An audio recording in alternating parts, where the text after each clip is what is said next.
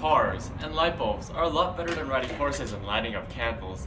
Just like how a computer and phone are better than using a typewriter or a clunky computer that needs to be on life support 24/7. That is, unless the gas prices are through the roof and there is a natural disaster that makes the power go down so we can't use them. Or you get a little water on your electronics and you call it a day. But that's besides the point. But don't you wonder what our life would be like if we used horses and candles and typewriters? No, that would suck. This is John.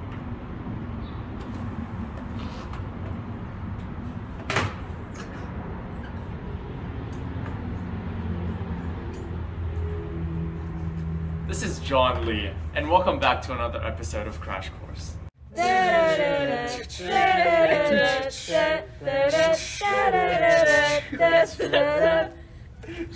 First, let's get the terminology down. An innovation is the development of new products and methods of production and the spread through the economy. Basically, what a car is to a horse, as a light bulb is to a candle. The innovation of a new production is an invention. When it spreads throughout the economy, we call that diffusion. But what are the different types of innovations? Well, process innovation is having a product that can do the same/similar job as the competitors at a lower price. So basically, it's the great value Kirkland water bottle brand versus the brand that's trying to imitate it, Arrowhead. They do the same thing, but cheaper.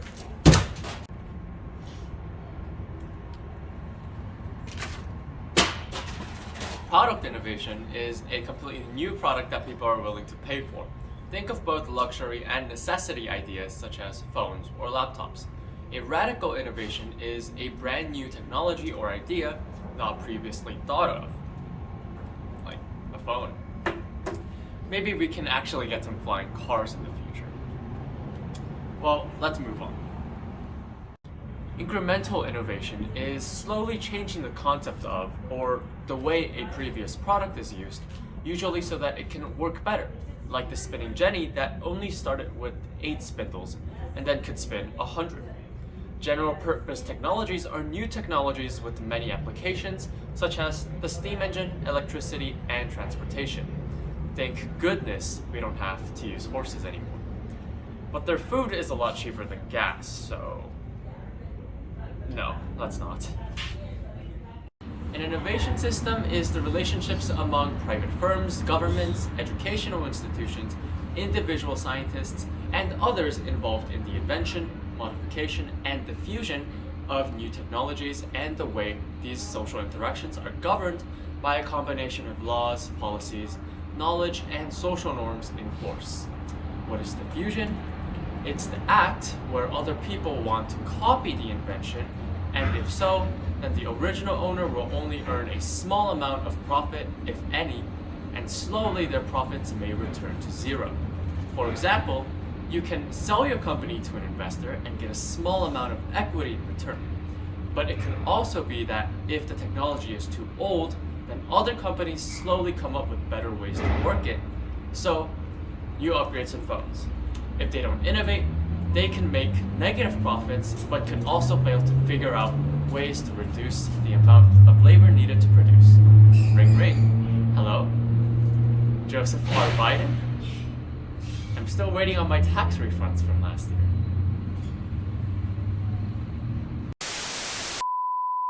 Let's go into detail on what innovation systems are. But first, we need to define the differences between codified and tacit knowledge. Codified knowledge is knowledge that can be written down in a way that can be understood and reproduced by others, like chemical formulas, while tacit knowledge is non-codifiable knowledge and can't be written down, based on judgment/know-how, like the knowledge that makes a professional cook exceptional. There are 2 parts to the system: legal and financial institutions. Legal institutions protect codified knowledge and oversee how holders of tacit knowledge move between firms and financial institutions that finance projects which will market innovations like venture capital funds, banks, and tech-oriented firms.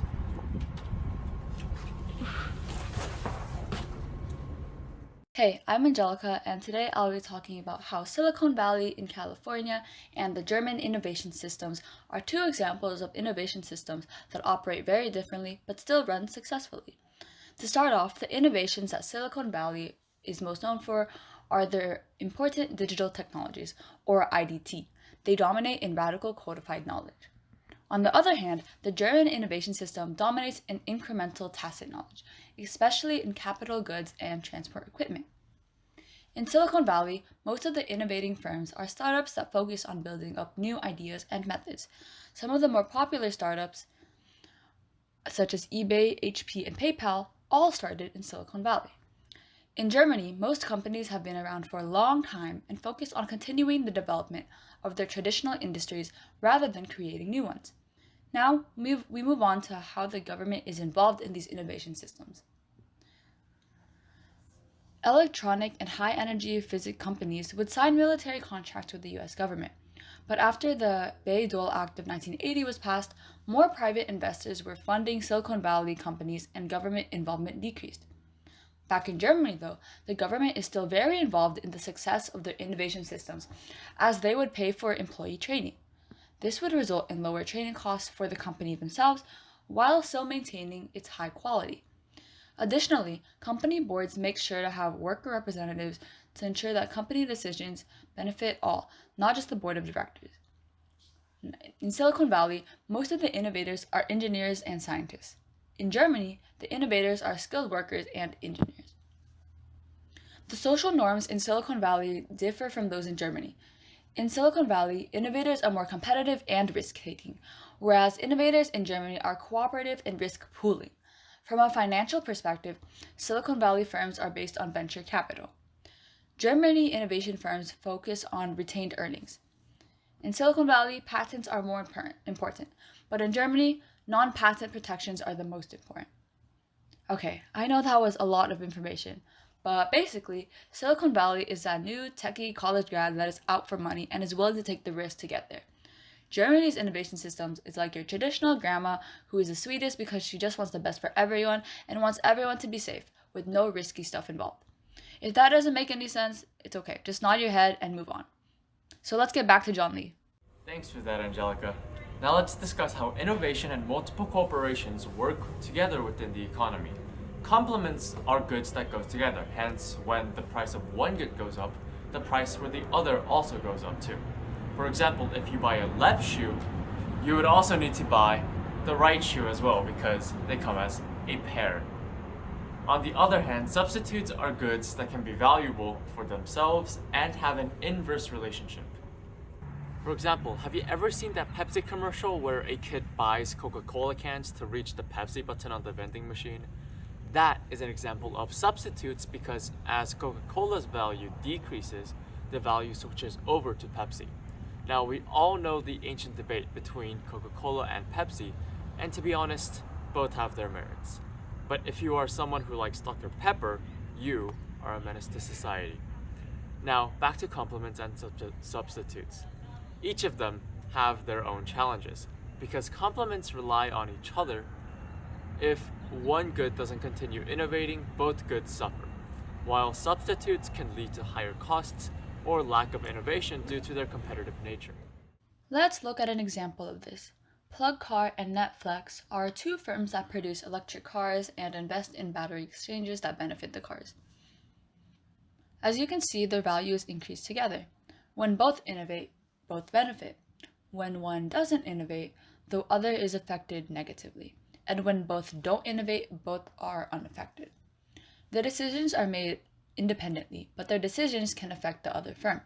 Let's take a hypothetical example of substitutes now. VHS and Sony's Betamax compete to innovate a more widely accepted format. As you can see, they are competing for profit. There isn't a situation in which they both can benefit from innovation. Now, how do other organizations play a role in this? For complements, the government can choose cooperating firms and terms in which cooperation occurs. While private exchanges allow firms to engage in private agreements, they may have better terms than the government. Firms may also merge together to resolve internal issues. For substitutes, the government lacks relevant information and may be swayed by competitors, and public sectors play an important role in encouraging agreement between firms. Oh, I know. Let's have a competition. More specifically, economies of scale and winner-take-all competition. First, copy costs, which is the cost of producing the first copy of new knowledge, are very high. But additional copies are essentially costless, like the development or the first copy cost of a quality textbook in the US costs between $1 and $2 million, including compensation for writers, designers, editors, and others. Producing and distributing each book is about $12, which is its marginal cost. The textbook is then sold for about 10 times that amount to recoup the first copy cost and make profits. So, the selling price has to be at least as high as the average cost curve, much higher than the marginal cost. In the case of absence of intellectual property rights, competitors would cause the diffusion of the new technology, which leads to lower prices, which leads to economic profits/rents being eliminated over time. So, you know that saying that gets tossed around everywhere? Supply and demand this, supply and demand that. But what is it? Supplies are basically the tangible necessities to make something like materials, people, land, money, and etc. The demand side is the will of the people to buy it. Think of it this way. Many people have iPhones, and as the network of iPhone users increases, the more advantageous it becomes to have one. iPhones would be more compatible with other technologies on the market, like AirPods, chargers, and cases.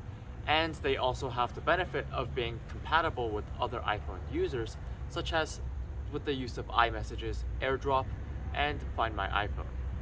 This is an instance of winner-take-all competition, where in economies of scale in production and distribution, the company with the largest market share has a huge advantage. However, this type of competition may not necessarily select the best option. Once then, it's time for the mystery topic. The rules are, I try to identify the economic topic based on a definition given. If I'm right, I don't get shocked by the pen. Markets where buyers and sellers care about whom they interact or exchange with? Oh Stan, you underestimated me. My answer is matching two-sided markets. Aha, you did read this. Usually, markets describe systems that connect buyers and sellers of a common commodity, like milk or eggs. And in these systems, buyers and sellers don't care about the identity of the other party as long as the transaction is made at a reasonable price. But with two-sided markets, they do actually care about the identity. For example, in the marriage market, both sides must find the other party desirable for the agreement to hold. Thus, because the two parties must match exactly, these markets are called matching markets. Some examples that you already know include Tinder or Tinder allows individuals to explore a market of available singles, but only matches a potential couple when both parties indicate interest in the other party. No, Stan, I don't have a Tinder account. I'm perfectly fine being single. Plus, I have my cat. Anyways, as I was saying, Airbnb also connects prospective renters and facility owners based on the interest of both parties, where renters look for facilities that fit their tastes among other similar buildings in the area, and owners can decide what times they open their buildings for tenants. Two-sided markets are valued for the sheer number of network connections these platforms enable. Like, think about how many vendors are matched with computers on Amazon. However, they face a high barrier of entry, as it is precisely the sheer size that makes the platforms profitable. Referring back to our Airbnb example, unless there is a large volume of renters that regularly use the platform, renters may not have a high incentive to put their buildings up for rent on Airbnb. When a business is in its early stages, they may have to forego a profit to attract users, and early investments allow profits to reach a stable point where businesses become profitable. Yeah, that was fun. But we're not done though. let's talk about the different intellectual and property rights, because if not, it's almost like being done with an essay, but you forgot to press the save button, and then suddenly your power goes out. Not very fond memories. The point is, it's not fun.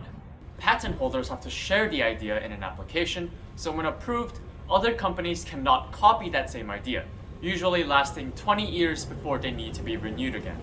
A trademark is a logo or name or design that prevents other competition from stealing the way they advertise their products.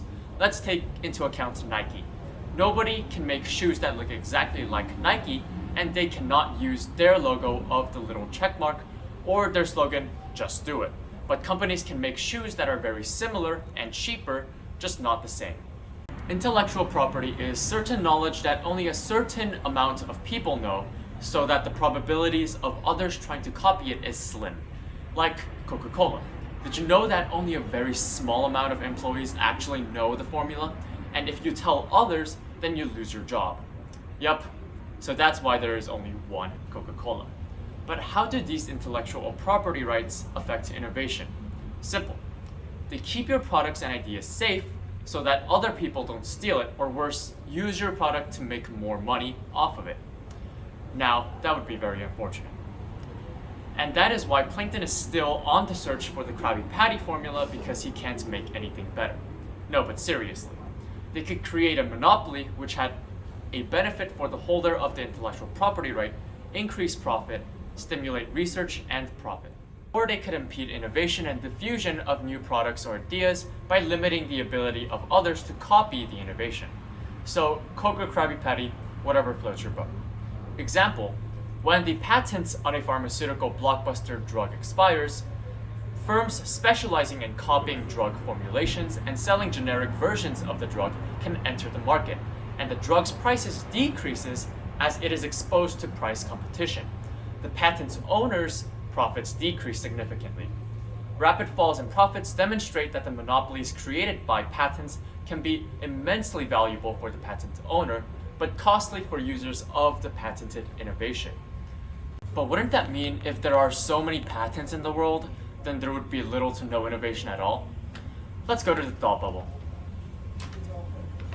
Actually, someone else is gonna do that for me. Phew, break time. Welcome to another video of Kim Academy. Let's go over that question. But first, what is a patent anyways? Well, patents, put simply, protect intellectual property. And the key point here is, how long should they be valid for? If a patent is too short, then nobody wants to innovate because other companies can make knockoffs without having to invest in research. But too long, and this lets the company create a monopoly that stifles innovation. So we need to find the optimal patent length, which is the best use of knowledge that balances both profit and public interests. But how do we find that exactly? Well, let's get an example. The pharmaceutical industry. When a new drug is invented, the outcomes can vary widely depending on the patent duration.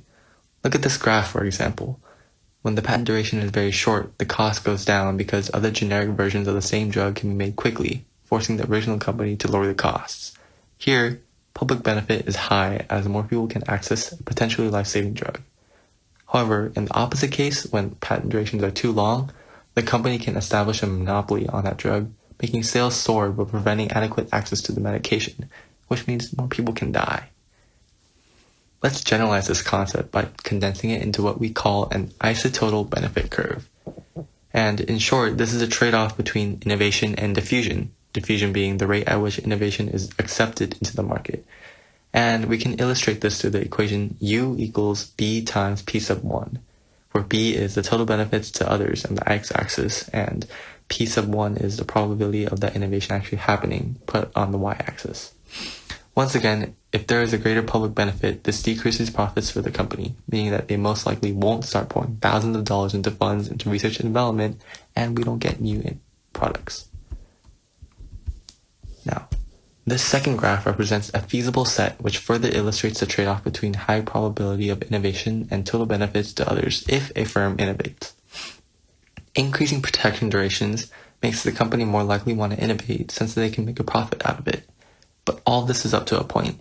Past a certain threshold, the company makes enough money off of their monopoly so that they don't really need to make more innovations, and other companies are deprived of money, important money that's needed to kickstart research through investments. So how do we find the optimal patent length if it's so hard? What do we do then? Luckily, there is a solution. We can find that optimal length by finding the point of tangency shared by the feasible set and the isototal benefits curve, as seen by this graph. The intersection of these 2 points yields the ideal patent length that corresponds to the highest probability of innovation. So, that's it for the Thought Bubble, brought to you by Kim Academy. We're back with John Lee. Thanks for that thought bubble. Kim Academy. So, cars and computers are fun, but all but one thing is for sure. They are not cheap. Even if you go to Walmart, you need at least $100 for a computer, and let's not even get started on phone prices.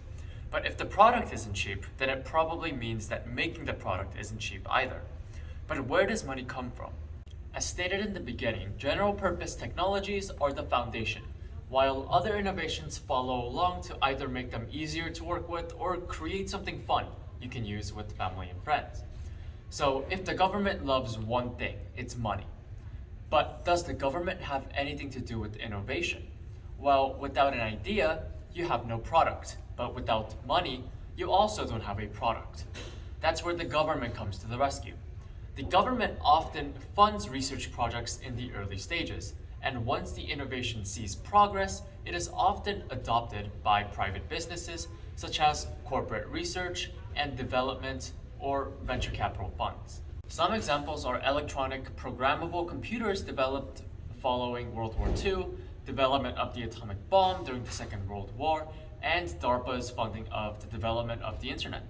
By choosing what ideas to pursue when no other investor is yet willing due to excessive corporate risk, the government ultimately influences which areas will be developed and innovated, guiding the direction of the private sector.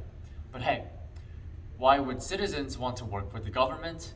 Well, why would a dog do tricks? Treats. And what treats do humans like? Prizes. The government can also get directly involved in influencing innovation through prize offerings for any new innovations or solutions that match its specifications, like how the X Prize Foundation developed a new method of cleaning up oil spills by offering an idea contest after the Deepwater Horizon oil spill, or the Marine Chronometer developed by John Harrison in response to an offer by the British government to award a new invention that could measure a ship's longitudinal position while at sea. So it's all fun and games, but we still need to remember who the boss is here. The distribution of information should be regulated by the government. The government can increase the pace of innovation by protecting intellectual property rights, subsidizing R&D funds and basic research, and setting standards for emerging technologies. So you don't have an idea. But also the government can influence the direction of innovation. They can exercise soft power so that more investment funds are allocated towards socially valuable projects such as improved medical technology or environment-friendly innovations. So they get to pick and choose where their money goes. Makes sense. Well, looks like that's all the time we have. Crash Course is produced and directed by Hannah and David. Our script supervisors are Setlali, Angelica, and Hannah. The show is written by a bunch of seniors, and our graphics team is The Thought Bubble, thanks David, and Kim Academy. If you have a question about today's video, please leave it in the comments where our team of semi-professional quasi-historians will aim to answer it. Thanks for watching. I'm John Lee, and as we say in my hometown,